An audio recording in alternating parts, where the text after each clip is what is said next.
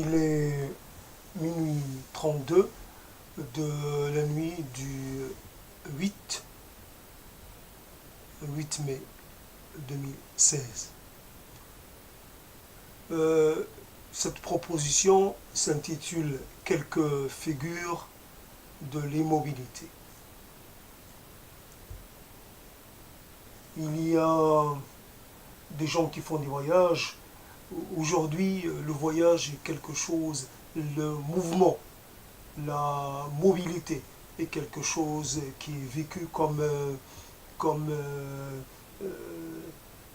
positive, comme plutôt une bonne chose. Une bonne opinion est attachée au mouvement, à dynamisme, au fait de se déplacer d'un lieu à un autre, et peut-être même de se déplacer d'un état d'esprit à un autre, d'un état mental à un autre, d'un état peut-être aussi passer d'une idée à une autre, passer d'une croyance à une autre. Le mouvement est quelque chose qui est devenu la marque de euh, de notre époque, de notre contemporanéité. Et donc, si on veut parler de l'immobilisme, et en l'occurrence de mon immobilité à moi-même, donc mon mobilité à moi, je dirais de suite, je suis marqué par ce rapport de cette hiérarchisation entre les deux aspects de la chose. Il y a comme une incitation sous couvert de bénéfices sanitaires ou autres à se déplacer. Ceux qui ne bougent pas, ceux qui restent fixés à une place, ont plutôt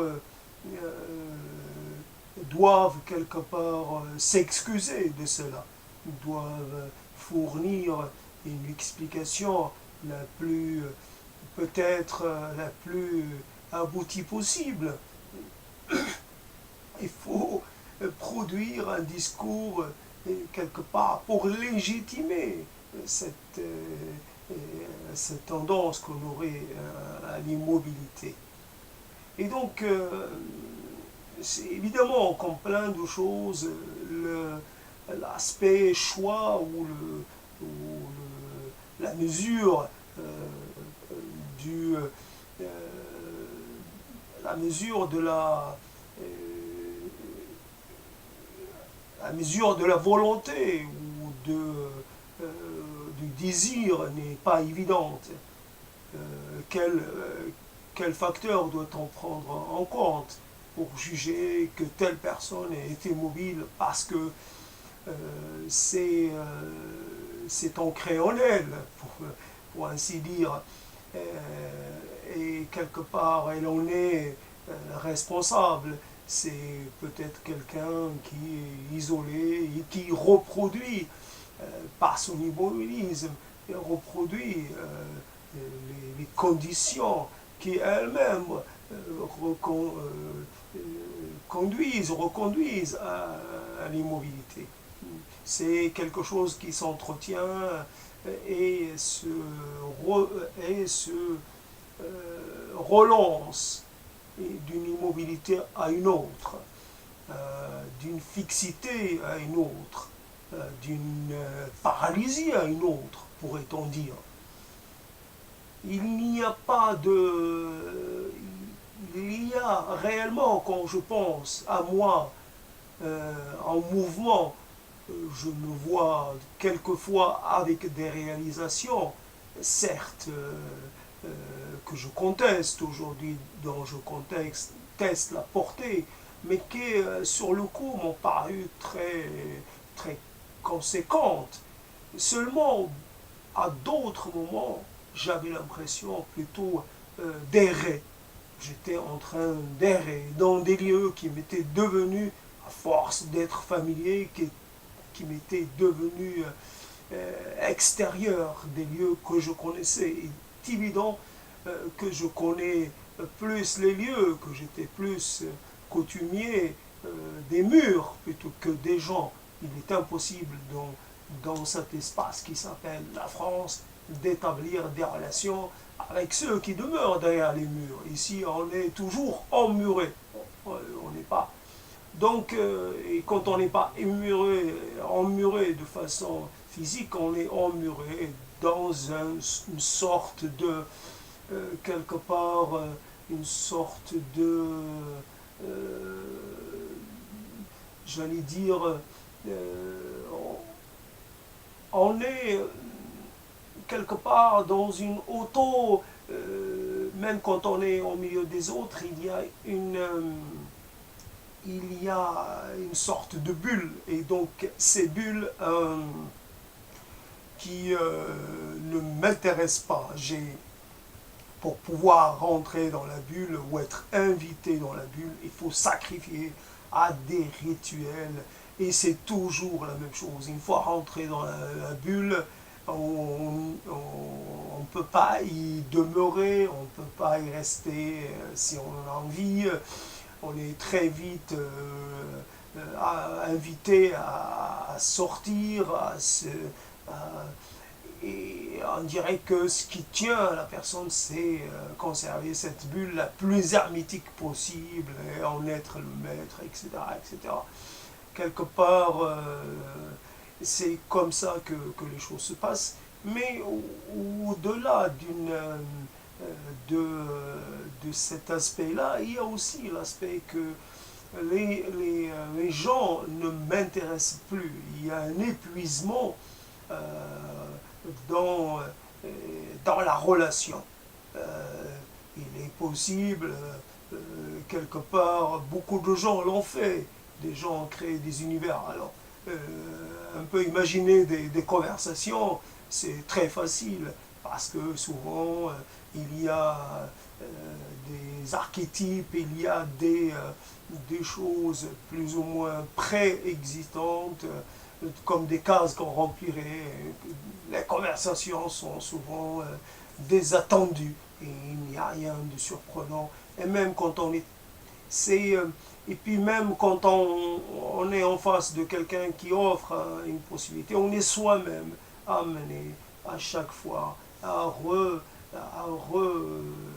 comment dire, à, à sortir son propre récit. On est toujours quelque part empêtré dans nos récits, et chaque fois qu'on trouve l'occasion, c'est plutôt dans la répétition et non pas dans la création de quelque chose de, de neuf, original. Quoi qu'il ne faille pas considérer cela comme un impératif. Il y a des répétitions qui sont légitimes, mais il y a des répétitions qui n'aboutissent à rien. On n'a pas le temps de développer, on répète, on commence par répéter, peut-être pas réinstaller le même décor pour peut-être jouer une autre pièce, mais on n'a pas le temps d'installer le décor, et c'est déjà fini, déjà le public est parti. Donc il est impossible, il faut un temps assez long pour pouvoir installer une véritable communication originale, créative, innovante. Et donc fondamentalement, on n'a pas le choix. Alors, qu'est-ce que être immobile, c'est être dans un certain retrait. Il y a comme un retrait nécessaire, indispensable, impérieux, indépassable, un retrait du monde. Parce que les propositions qui me sont faites ne m'enchantent pas. Il n'y a rien. Je ne peux pas être, transporté par les quelques propositions, les platitudes ou les choses convenues que je rencontre chez les uns et les autres. C'est d'un classicisme effarant, d'un banal confondant. Et donc, une, euh, il y a donc encore cet aspect, puis il y a d'autres aspects. Quand on a quelque part, et ce n'est pas, ce n'est pas de la responsabilité de l'autre ou d'un autre, c'est plutôt comme ça que ça se passe. Quand on a cessé euh, d'habiter des choses du genre, quand on a cessé euh,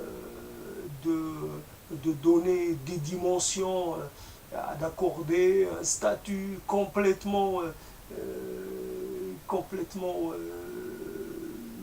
immense ou un statut au sentiment, ce qui quelque part nous intéresse dans la recherche d'un rapport à l'autre, c'est notre capacité ou notre souhait de trouver auprès de l'autre un certain réenchantement de notre vie, réenchantement euh, par le plaisir, par cette envie que nous avons aussi de, de nous dépasser pour plaire et pour garder, euh, garder l'autre, le, le, le faire devenir attaché à nous. Et quelque part, quand nous n'avons plus présent cette,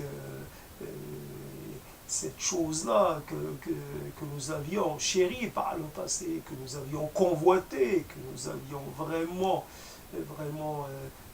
attendu avec et espéré avec ardeur, avec empressement, avec conviction. Nous étions convaincus que dans l'autre, chez l'autre, il y a matière à, à, à rêver, il y a matière à se dépasser, il y a matière à se transcender, il y a matière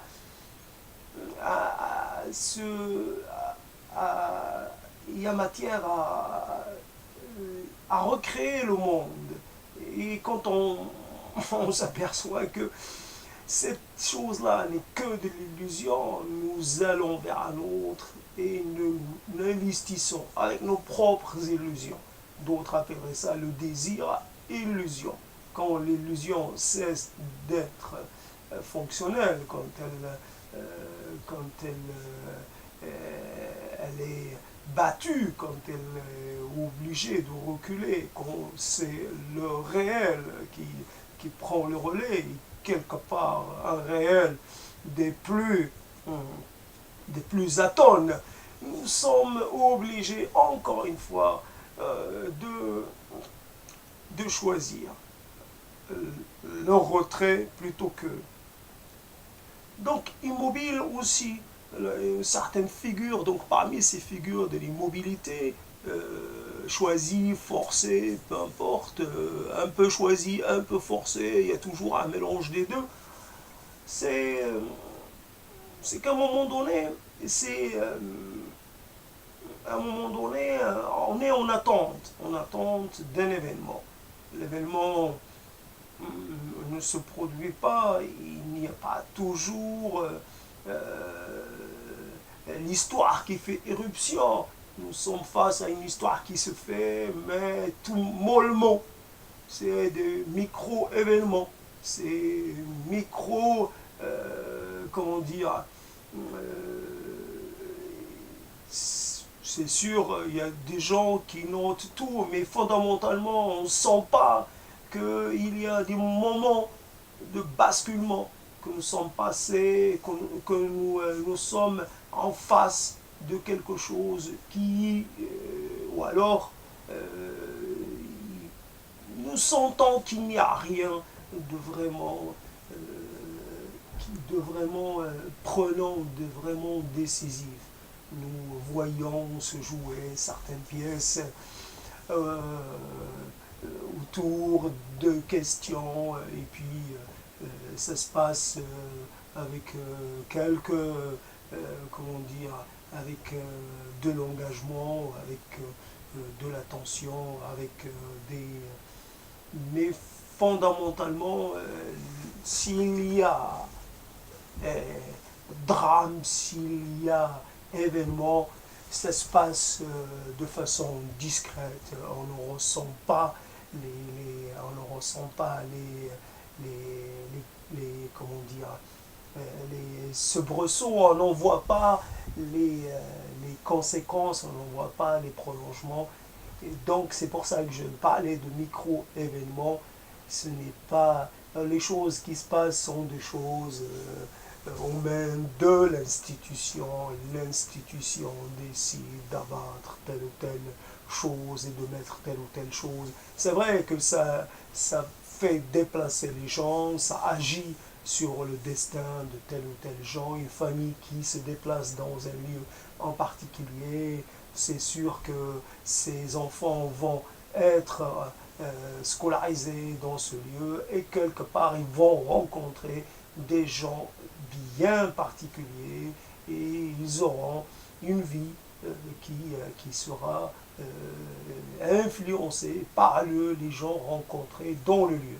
Évidemment, les gens ont cette capacité d'être différents et nous guident, et nous aident à développer telle ou telle partie de notre potentiel est évident, mais ça reste un événement important au niveau de l'individu, au niveau de l'unité, mais au niveau de l'ensemble, ça reste du petit, du minuscule. Donc,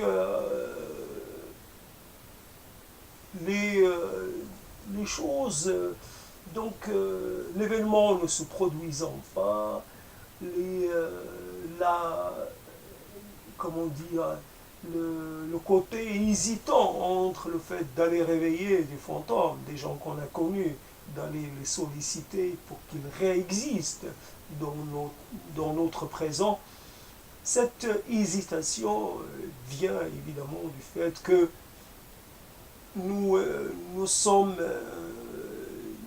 persuadés que quelque part que nous avions euh, fini ce que nous avions à faire avec eux, que quelque part ces gens n'ont plus, comment dire, la capacité de réveiller en nous quelque part la volonté endormie, le désir assoupi, des choses dans ce genre. Donc je suis immobile et il n'y a pas de voyage, il n'y a pas de déplacement, il n'y a pas d'extériorité. Je ne quitte pas mon corps, je ne quitte pas mes murs, je ne quitte pas mes objets, je suis en face de tout cela. Et évidemment, cela est tellement réel d'une certaine, comment dire, uniformisation, d'une certaine... il n'y a rien qui puisse s'individualiser. Les jours ressemblent aux jours et les nuits aux autres nuits et quelque part c'est des temps sans consistance, des temps vécus euh, simplement comme une comment dire, de la résignation, plutôt comme une sorte de, de, d'aveu ou de la résignation face aux lois de la physique. Nous savons que même si nous avions le sentiment de ne pas être vivants ou de ne pas vivre des choses, personnes sont en transformation. Notre esprit peut se sentir un peu comment dire, pris dans une sorte de d'étau où il a l'impression de ne plus recevoir de stimulation, de ne plus recevoir comment dire, de ne plus recevoir de nourriture, et quelque part il fonctionne en circuit fermé. N'empêche que d'autres parties de notre corps continuent leur marche. Il y a du cycle, il y a aussi des choses hors qui, à un moment donné, les cycles s'arrêtent, les cycles s'épuisent, et nous sommes, malgré l'incapacité que nous avons de percevoir cela, nous sommes quelque part dans un voyage qui, lui, ne s'arrête pas. Il y a peut-être un voyage au niveau cellulaire, au niveau peut-être moléculaire. Il y a des choses de nous qui s'échappent de nous, il y a des choses qui sont en train de se modifier, de se, de se dégrader. Il y a un voyage. L'immobilité est aussi une sorte de fiction, une sorte d'illusion. Nous sommes immobiles, mais en même temps, nous sommes aussi prêts pour des voyages. Il nous reste malgré tout un désir d'évasion, un désir d'échapper. Et voilà, donc ça, le constat est un constat quand même assez terrible. Il y a, il y a une... C'est devenu ce qui pouvait être comme comment dire, comme du confort, c'est-à-dire d'être seul, d'être en capacité de s'auto-gérer, est devenu une sorte de malédiction, si je peux utiliser ce terme, une sorte de mauvais sort, quelque part. Il est passé le temps où ça pouvait être considéré comme un élément qui permettrait à l'esprit peut-être de sortir un peu des contraintes du quotidien et de peut-être d'être disponible pour des aventures nouvelles, des aventures imprévues, euh, des aventures hors,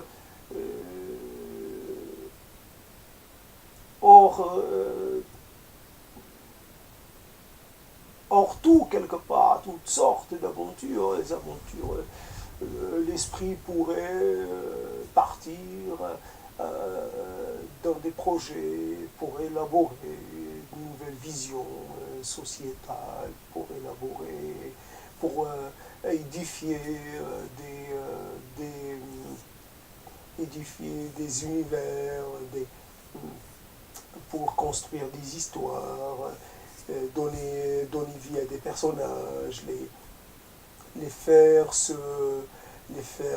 mouvoir, les faire se rencontrer, les faire aller venir, les rendre heureux ou pas,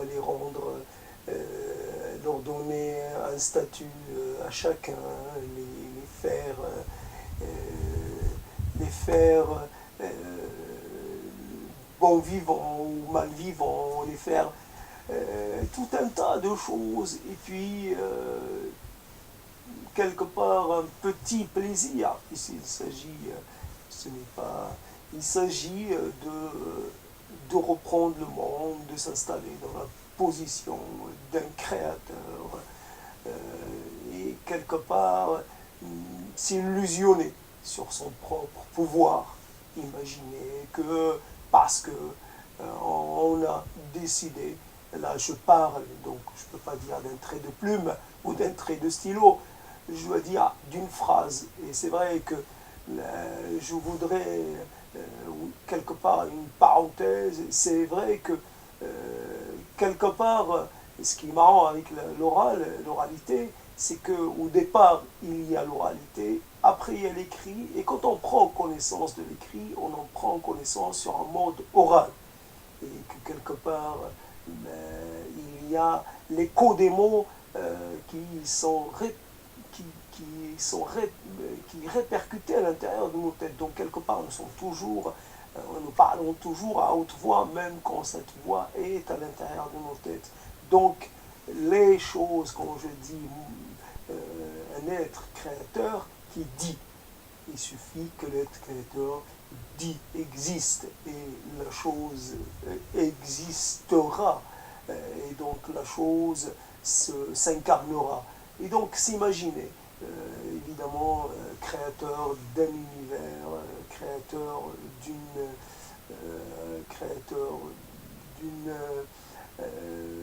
d'une autre version des choses, le moyen avec des gens dotés de facultés différentes, dotés de priorités différentes,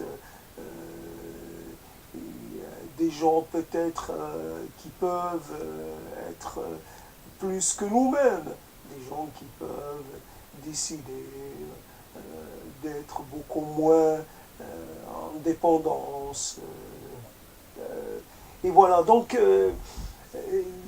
c'est vrai que l'immobilité peut permettre, parce qu'il y a des choses qu'on peut entreprendre qu'avec un certain, qu'en ayant du temps, et l'immobilité peut permettre cela. Seulement, entre le désir, entre l'aspiration à certaines choses et la réalisation de ces choses-là, je fais dire le passage à l'acte. Donc je fais une petite guéguerre vocabulaire psychanalytique, une petite, comment dire, je reste vigilant. Et donc la réalisation, il y a toujours, il n'y a pas d'automaticité, il y a presque une impuissance, et il y a la possibilité, l'impuissance de passer de passer de la conception à la réalisation. Et donc, tous les univers restent, rien ne fait. Donc, à la rigueur, ça serait être immobile physiquement, mais par contre, au niveau mental, être très mobile. Ce que je fais avec ces mots est quelque part un petit effort pour rester en mobilité. Le mouvement que je crée avec les mots est aussi une forme de mouvement, une forme de mobilité. Ce mouvement est une forme... je suis immobile, mais en même temps, je suis très actif. Je lance tel mot, puis je lance un autre, et je suis dans une activité presque, j'allais dire, trépidante. À certains moments, elle est plutôt molle.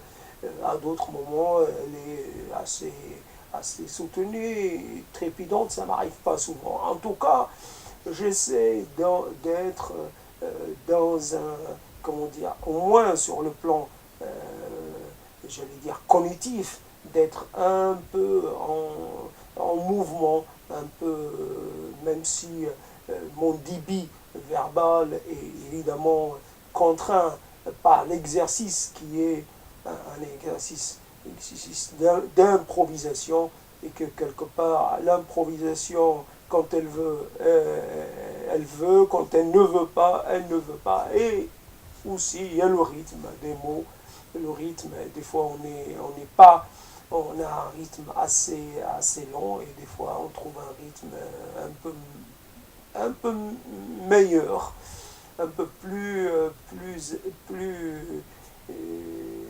alerte, voilà. Donc cette proposition donc sur l'immobilité, c'est une proposition que j'ai je voudrais que je conçois dans la durée. Tant que je suis immobile, tant que je suis dans cette situation, j'aimerais parler de l'immobilité. Non comme quelque chose qui serait très, très, très néfaste. Il n'est plus question d'être encore euh, dans cette disposition d'esprit. Il n'y a rien qui soit néfaste en soi de façon absolue. Comment dire, c'est comment se sentir un peu plus maître de soi-même. Si on décide réellement, de façon consciente, de façon assumée, que l'immobilité est le mode d'expression corporel que nous avons ou que j'ai choisi et que celui-ci me convient très bien, il me convient, donc je n'ai pas à le considérer comme à mal le considérer, suis plutôt, je dois plutôt l'assumer et, et évidemment en être pleinement satisfait puisqu'il aura été choisi de façon consciente, de façon tout à fait volontaire. Et voilà, donc j'ai fait un petit début. Après, selon l'inspiration des moments, je vais relancer cette proposition en espérant trouver des angles d'approche à chaque fois intéressants. Et je, donc, je m'arrête là pour ce moment, pour ce soir, pour cette nuit, et je reprendrai la, je reprendrai mon voyage avec mon voyage avec cette proposition à un autre moment.